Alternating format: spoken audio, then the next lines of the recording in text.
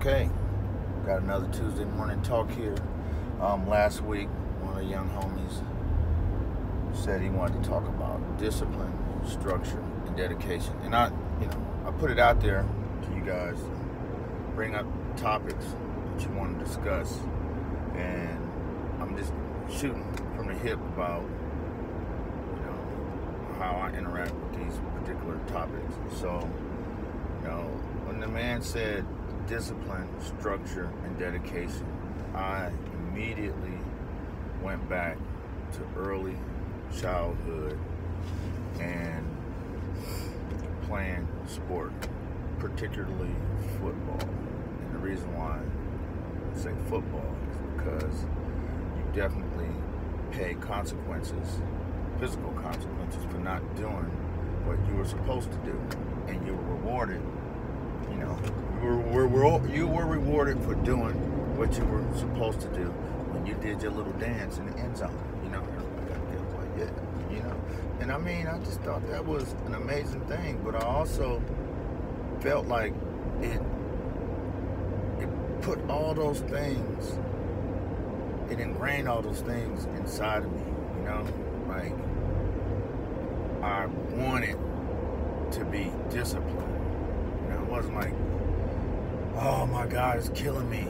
And I thought I was a badass to be able to do things that other people didn't want to do. And I could do it over and over again. I put myself in a Spartan or a monk-like state. Just, this is what needs to happen. I'm going to do it. I know that this is separating me from the other guy.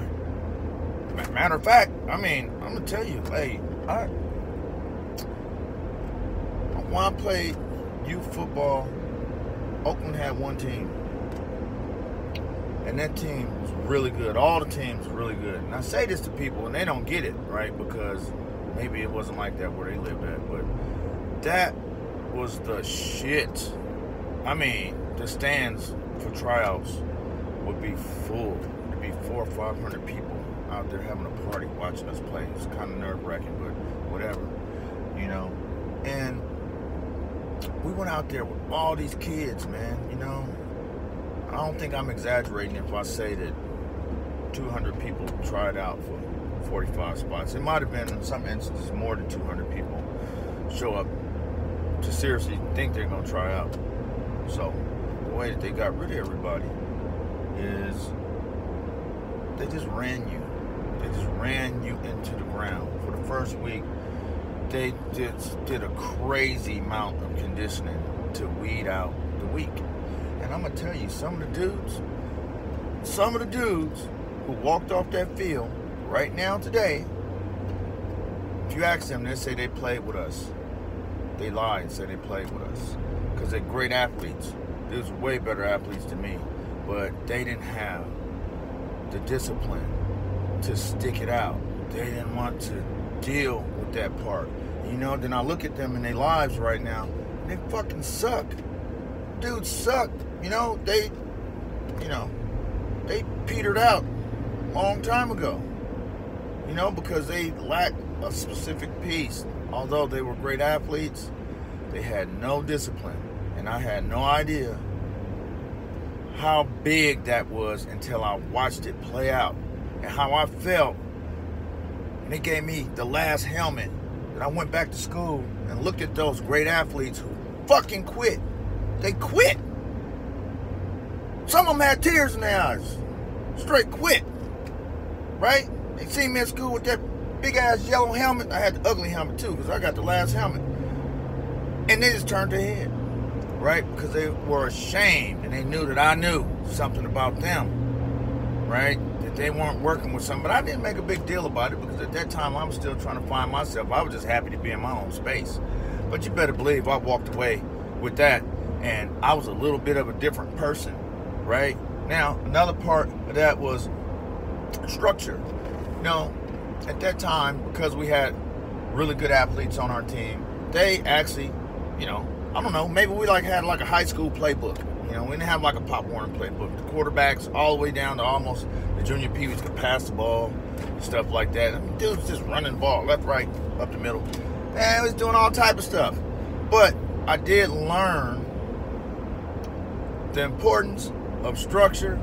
I learned the importance of learning a process and sticking to a process and not being all over the place. And this is something that I wish I was better at, but I know that it's there. I know that it's there, and I know that it's something that you have to have anything that works for any period of time. You have to have a process in place. And one of the things I like to tell all the other dudes, like sometimes when they want to shoot from the hip, I'm like, hey man, even if we got a shitty process in place, as long as we have a process in place, we can refine the process. If we don't have anything that we are sticking to, we can't fix it.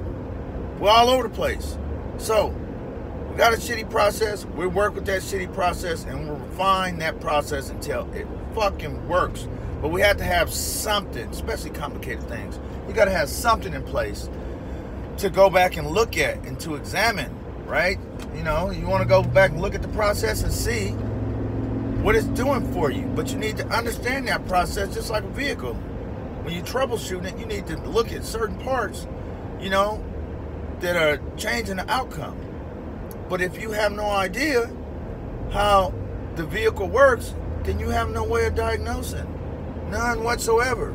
So that's the other part of that. You know, yeah, man, I took so much. This young lady, I got into an argument one time with a young lady because she was talking to me about CTE.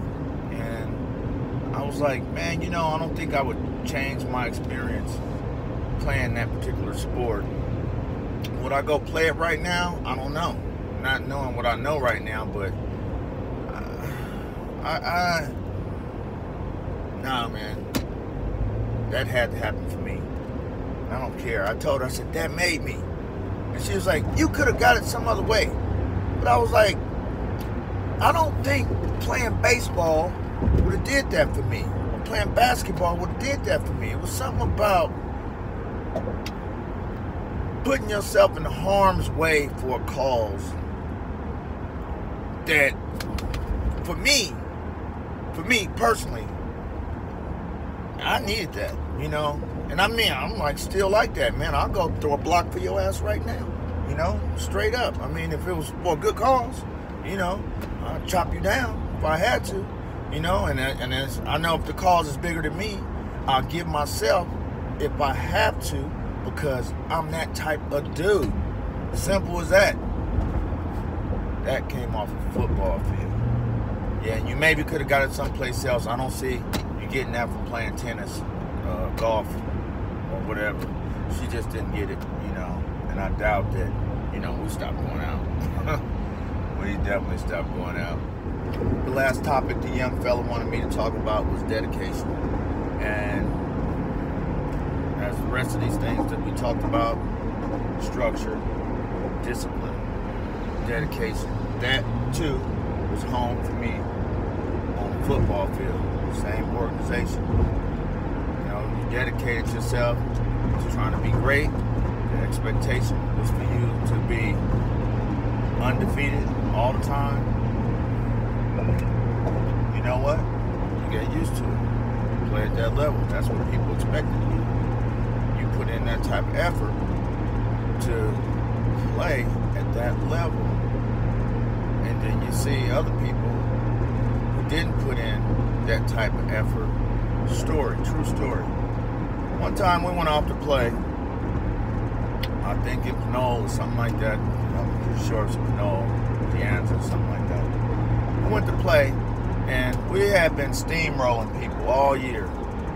And the coaches prepared us, and they had instilled such dedication that whatever they asked us to do, we was going to do it. Pretty much. They drilled it into us. So, when we went to go play, the other team, you know, they were more like, you know, our kids just want to play some football, you know, and we're going to suit up and put pads on. It's going to be cute, you know. Well, you know, when we came to town, it was like, oh, man, hold on. We watched these kids last week. They playing like grown men, you know, like, holy crap. So they came into our locker room, the coaches. 3 coaches came into our locker room. And they asked us, to go easy on their kids. I mean, they asked us, they got weight, they do weight, we all the same size.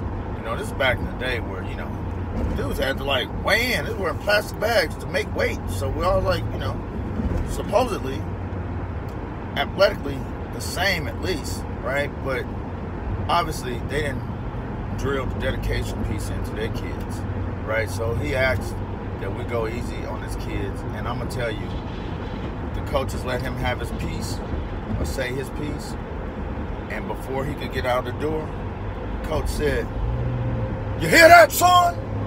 You hear that? They scared. They didn't prepare their children, but we prepared ours, and we came ready. That's what we played this for. We came ready. We ain't easing up on nobody. Full throttle." We went out there and put it down on them, you know?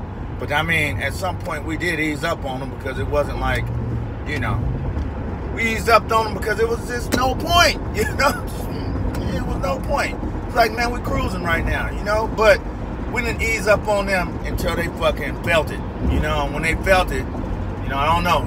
They got to walk away with their experience from that, you know? And that experience was, you should probably stay dedicated to the things you should be dedicated to, especially if you're going to have to put it into play and use it, right? And that's the part, right? They was coaching us so we wouldn't go out and get hurt, so we could defend ourselves, and also so we could win. Simple as that. I don't understand what the other team was doing. You know, they're teaching some other shit, you know. But I will say that I learned how to commit and stay on task, even during hard times playing football. I mean, I did.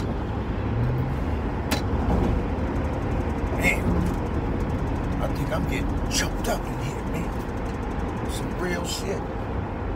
You know, those dudes were like my dads. I didn't have no dad.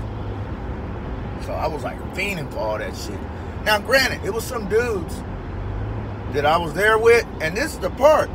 The really athletic dudes, I don't think they took, most of them.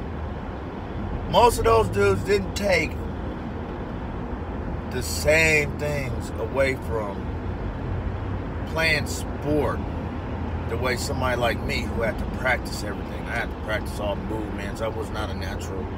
So I had to practice, which again led into exercise and dedication. I had to do extra stuff. You know what I mean? I progressively got better every year until by the time I got to the high school, I was a team captain.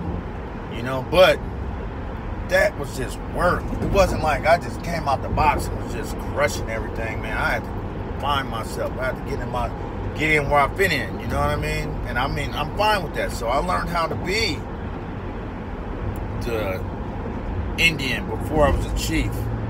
Learn how to do all that, you know, which, hey, I love sport for that, you know. So, I mean, those three topics: dedication, discipline, structure. I guess it can be derived in a bunch of different ways, but for me, it was derived through sport, and I exercise that now in my life.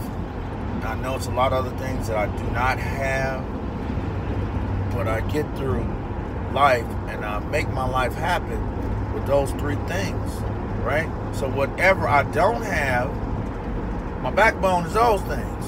I got that backbone. I'm playing sport, football in particular, Oakland Dynamites in particular. Fuck Tech. Them dudes wasn't shit. Straight up, coaches suck. And they wasn't passing up none of that shit. Maybe they did to some other kids. For me, they didn't. But Oakland Dynamites, Coach Raven, Coach Jackson, solid dudes. The president, solid dude. You know, them cats knew what they was doing. Anyway, that's my talk for today. Hopefully, you budding entrepreneurs got those things in place from someplace.